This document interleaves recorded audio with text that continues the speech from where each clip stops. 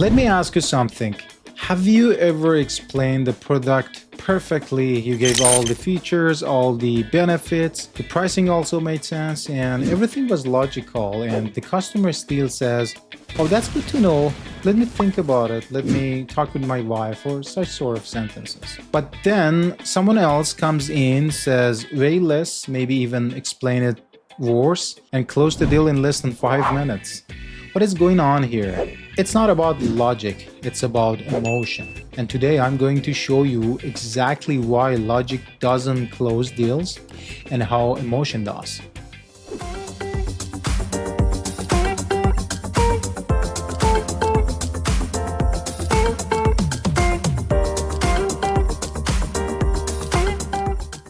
If you're in sales, business, or even just convincing people in everyday life, this is something you must understand. Because once you get this, you'll never sell the same way again. So let's make my speech in different sections. The first section is about the big misconceptions, better to say. Most people believe customers make logical decisions. They think better specs means better decision, or lower prices means more sales, or even more information means higher conversion. Sounds reasonable now, but here's the truth. People don't buy logically, they justify logically. Let me repeat that. They buy emotionally and justify it with logic afterwards. Let's take a real example.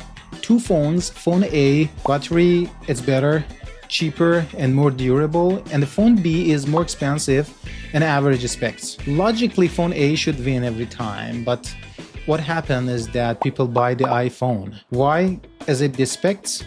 No, it's status, it's simplicity, it's brand feeling, it's identity. People aren't saying, "I calculated the processor efficiency," or something like that.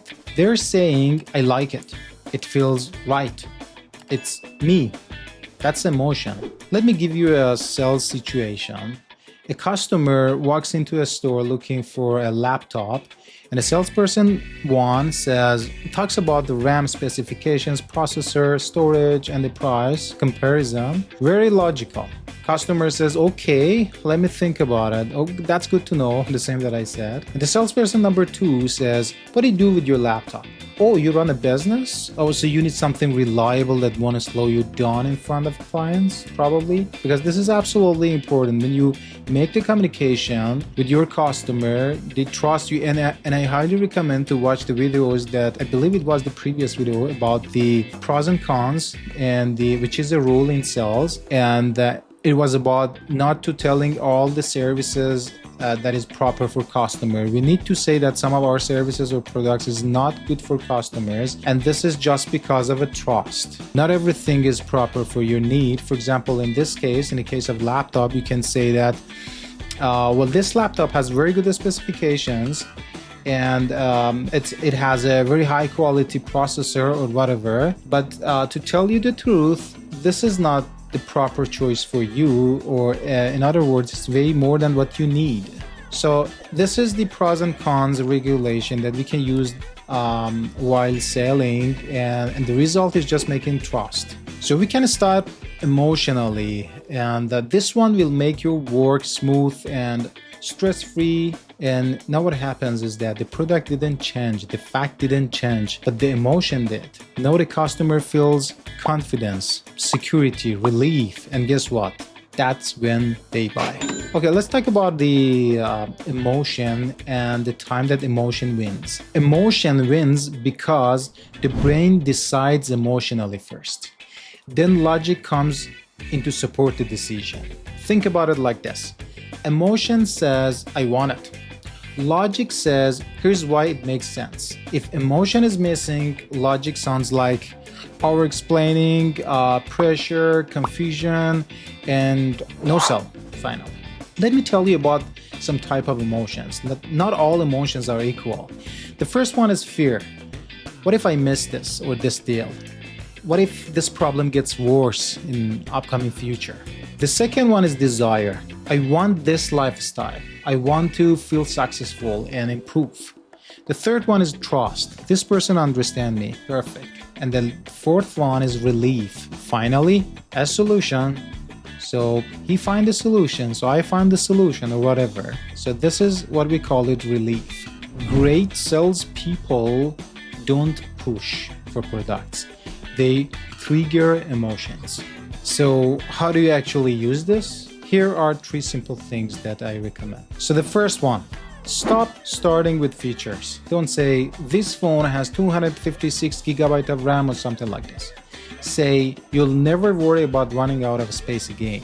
The second one is ask emotional questions instead of, what are you looking for? Or how can I help you? Or some kind of questions like this. Instead, you can say, what's frustrating you right now? Or what would make your life easier? That's a really good one when you start to connect emotionally with your clients, even if it feels like funny questions or very exaggerating in your customer service. That's fine.